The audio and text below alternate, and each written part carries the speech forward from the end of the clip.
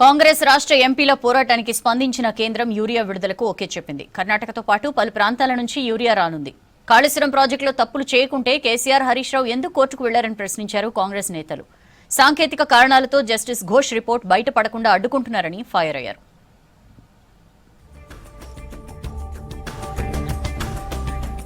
రాష్ట్ర కాంగ్రెస్ ఎంపీల యూరియా పోరాటం ఫలించింది. రాష్ట్రానికి ఈ వారంలో 50,000 మెట్రిక్ టన్నుల యూరియా సరఫరాకు కేంద్ర రసాయనాలు, ఎరువుల శాఖ ఆమోదం తెలిపింది.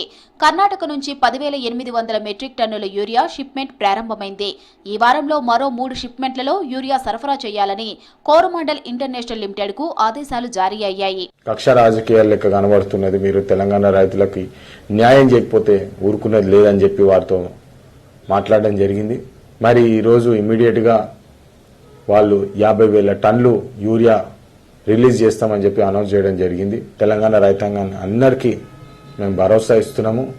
ఈ 50,000 టన్నులే కాదు, ఈ 50,000 టన్నుల తర్వాత కూడా తెలంగాణ రైతాంగానికి ఏదైతే యూరియా సమస్యలు ఉన్నాయో వాటి మీద పరిష్కారాలు కృషి చేసి మరి వారికి యూరియా తెప్పించే బాధ్యత మాది.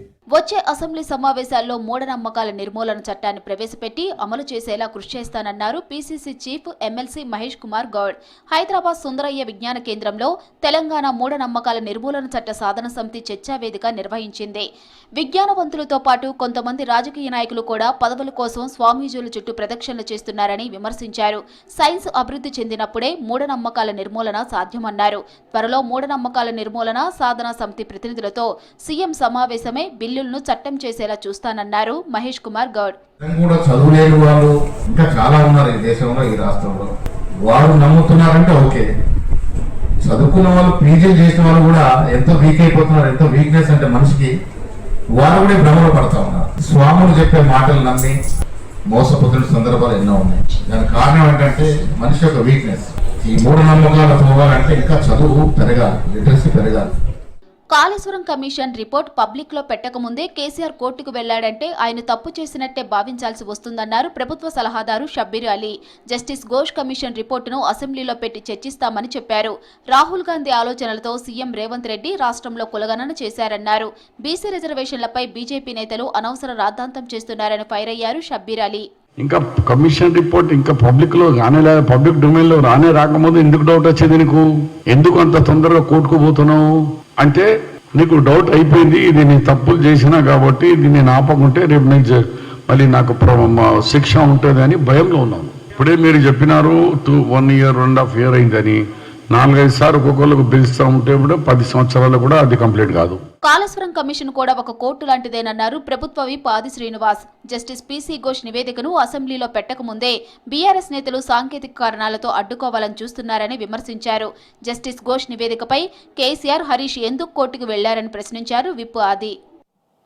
అసలు మీ తీరు వల్ల, మీ కమిషన్ల కక్కుర్తి వల్ల కాళేశ్వరం కుంగినాడే కోలినాడే సిపిజి ప్రారంభమైన రోజు తెలంగాణ పరువుని రోజు మీరు తీసిన సందర్భం. మహబూబ్ నగర్ జిల్లాలోని పెద్దవాగుపై గుడిబండ చెక్ డ్యాం గత పాలకుల హయాంలోనే కట్టారని గుర్తు చేశారు Devarakadra MLA Madhusudan Reddy. Gudibanda check dam తెగిపోలేదని, దానికి ఎలాంటి ఢోకా లేదన్నారు ఎమ్మెల్యే. చెక్ డ్యాంపై కేటీఆర్ చేసిన ట్వీట్ కరెక్ట్ కాదన్నారు. వరద ఉధృతికి నీటి ప్రవాహం దారి మళ్లీ పొలాల్లోకి వెళ్లిందని, దానిపై బీఆర్ఎస్ విమర్శలు చేయడం కరెక్ట్ కాదన్నారు.